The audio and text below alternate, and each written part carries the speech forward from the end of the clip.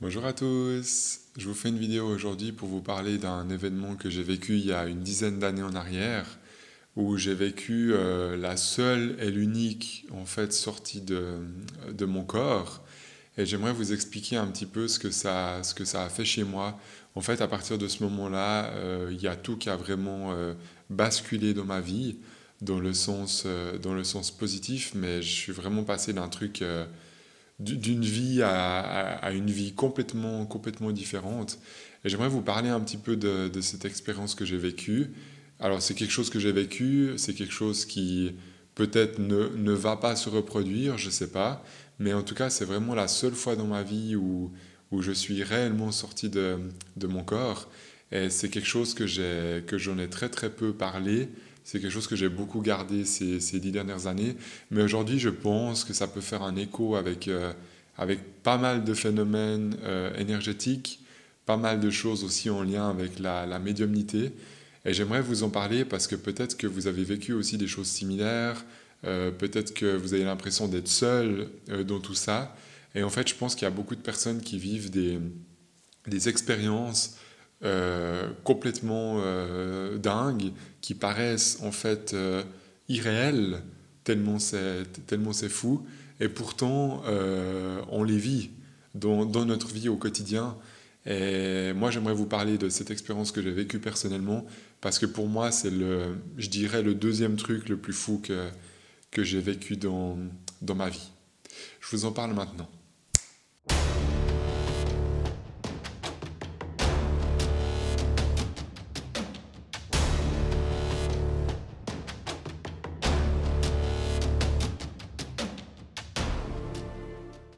Alors, pour remettre un petit peu les choses dans leur contexte, pour ceux qui ne me connaissent pas, moi j'ai commencé à ressentir mon guide en 2011. Donc, quand je parle du guide, je parle toujours du moi supérieur, de vraiment ma partie spirituelle, qui est finalement simplement mon âme. Et vous avez tous aussi cette partie spirituelle qui est au-dessus de vous. Ça, c'est quelque chose que j'ai ressenti en 2011. Depuis ce moment-là, j'ai commencé à méditer avec cette énergie tous les jours. Et vers 2012, à peu près 2012, une année plus tard, j'ai commencé à faire des méditations guidées en groupe. Donc je me suis mis dans un groupe pas très loin de chez moi. On a commencé à faire des méditations une fois par mois. Et il y avait une femme en fait qui guidait, une thérapeute simplement qui guidait les méditations chaque mois. C'était une soirée, je ne sais plus quel jour, mais c'était tous les premiers lundis du mois ou tous les premiers jeudis du mois ou quelque chose comme ça. Et puis j'y allais en fait régulièrement depuis 2012.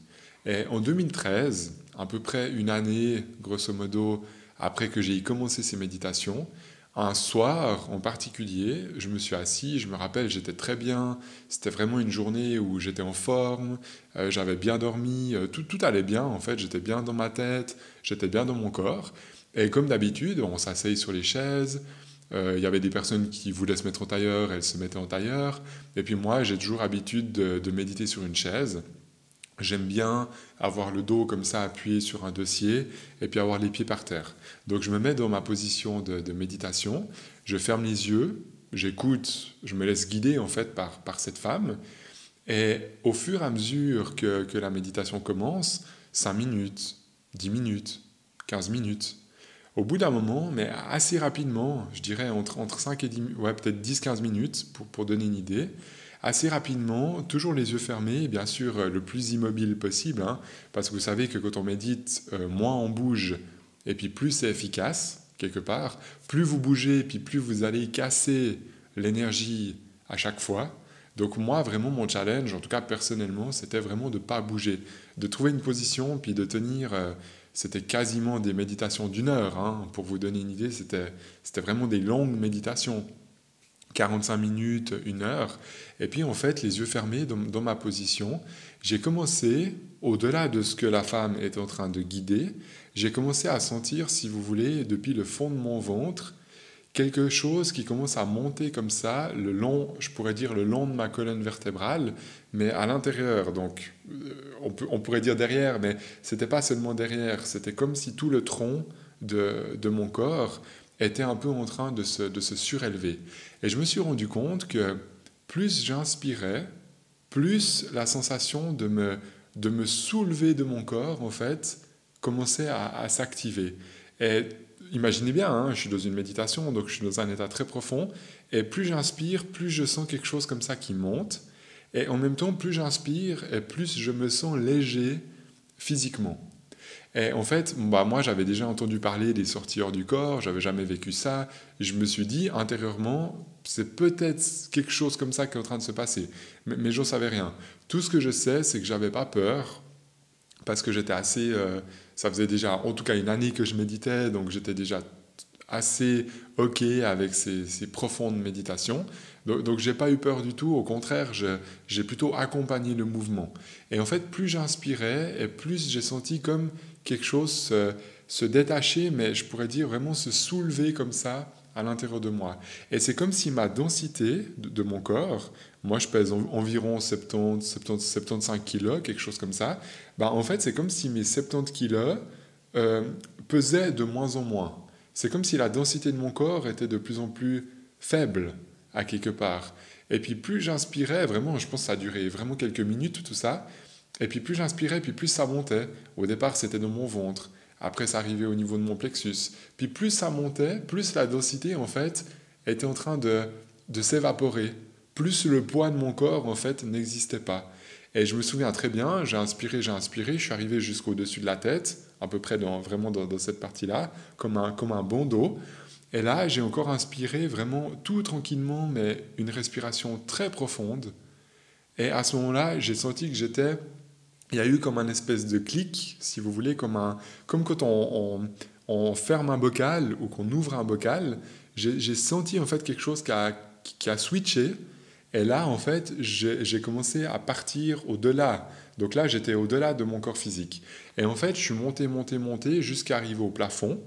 Donc tout ça, je ne peux pas trop vous dire le temps parce que j'ai pas de notion de temps à ce moment-là. Et quand je suis au plafond, en fait, j'observe tout le cercle. On était tous en cercle, en train de méditer, et je vois toutes les têtes de tout le monde vues d'en haut. Et en fait, je vois les têtes des gens vues d'en haut, je vois la femme qui était en train de guider la méditation, elle était assise par terre, exactement comme je l'avais vue avant, hein. Mais je la vois en train de bouger les lèvres, et je la vois en fait en train de parler, alors que moi je suis complètement les yeux fermés, dans un état tellement profond que je pense que si on me secourait, ça me ferait peur, vraiment. Et je vois tout ça en fait vu d'en haut. Mais moi, je ne me vois pas à ce moment-là. Donc je vois tout le monde sauf moi. Et puis c'est comme si j'ai une caméra, si vous voulez, au plafond. Imaginez une caméra qu'on bouge comme ça. J'ai un peu cette vision de voir tout ce qu'il y a autour de moi, mais je ne vois pas ma propre tête. Et en fait, au moment où je décide de me voir, où je me dis, mais maintenant que j'ai vu tout le monde, dans mon intention, maintenant que je vois tout le monde, il faut que je puisse me voir moi. Si ce que je suis en train de vivre, c'est réel, il faut que je puisse voir que mon corps est assis sur cette chaise, en fait. Et au moment où je descends la vision, donc tout ça, c'est dans l'intention, hein, c'est l'âme qui fait ça. C'est pas une décision dans la tête. J'ai envie, au fond de moi, de me voir. Donc en fait, c'est comme si la caméra, elle descend comme ça, et puis là, en fait, je vois le dessus de ma tête, je vois mon corps qui est immobile, posé sur une chaise. Et là, en fait, à ce moment précis, je me rends compte que je suis plus vivant que ce que j'ai jamais senti dans mon propre corps. Je me rends compte qu'il y a une espèce de vitalité, une espèce de, ouais, une espèce de vie au fond de moi, en fait, que j'ai jamais senti d'une façon aussi intense.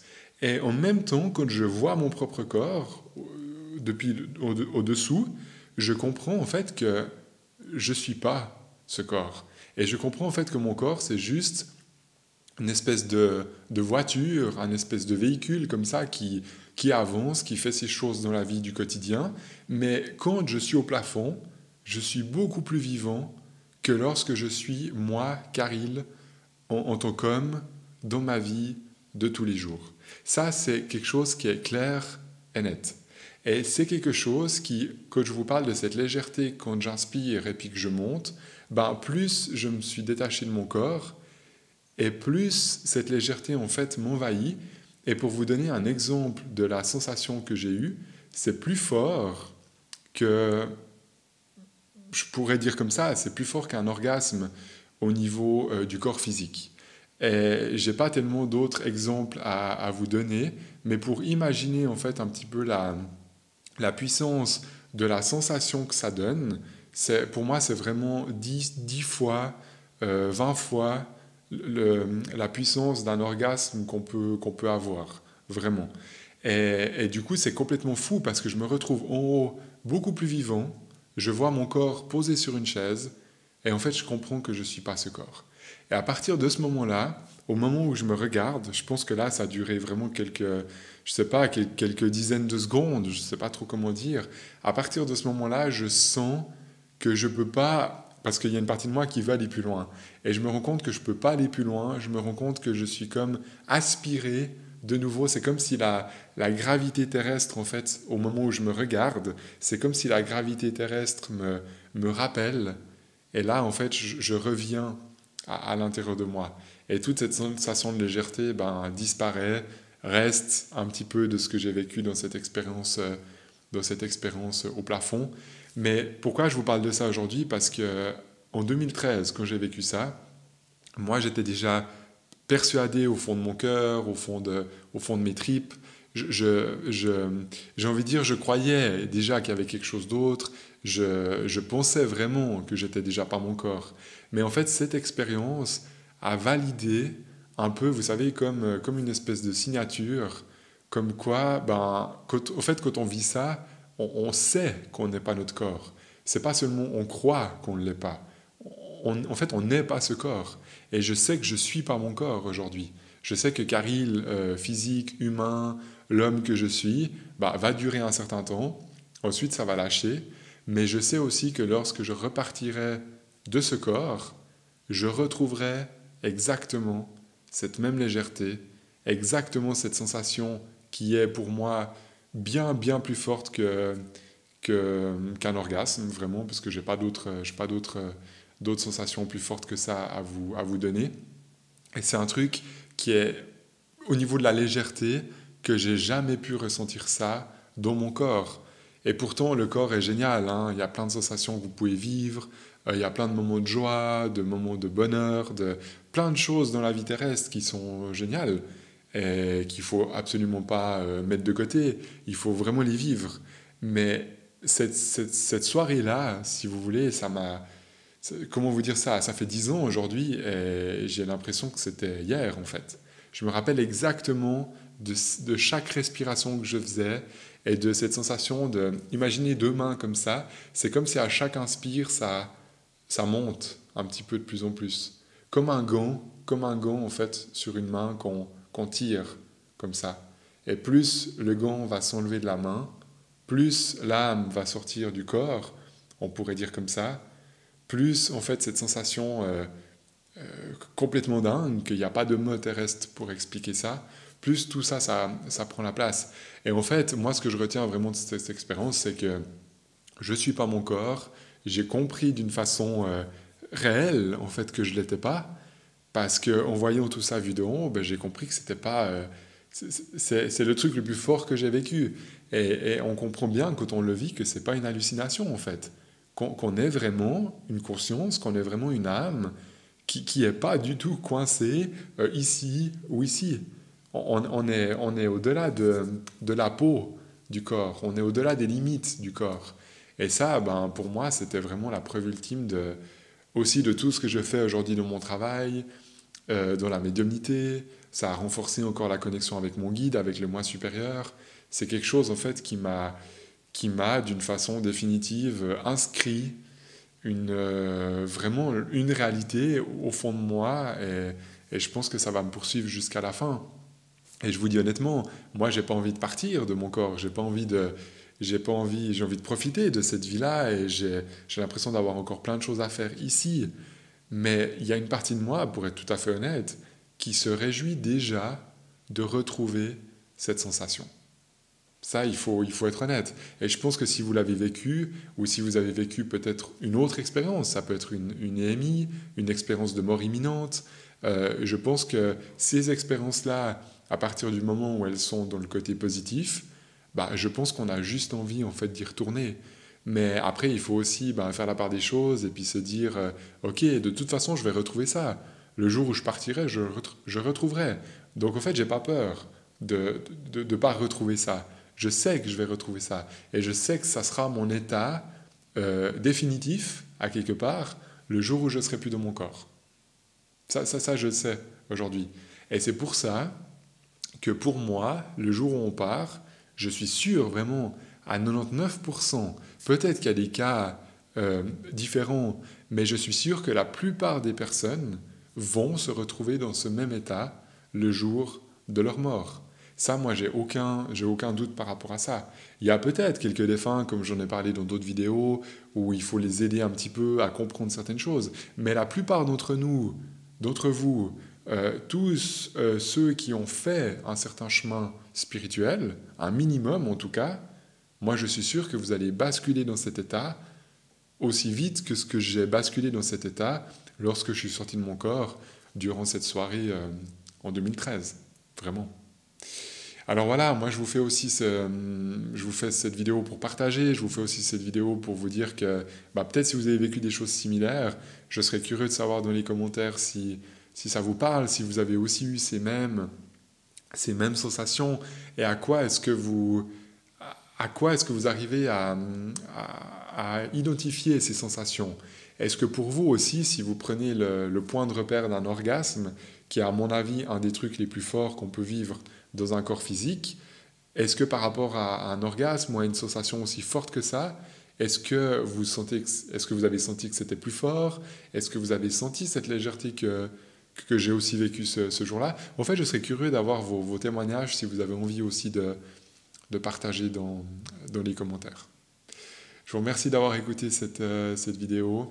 Mettez-moi un petit pouce si ça vous parle, si ça résonne à l'intérieur de vous, si ça vous apporte quelque chose, simplement. Et moi, je vous dis à tout bientôt pour une prochaine vidéo.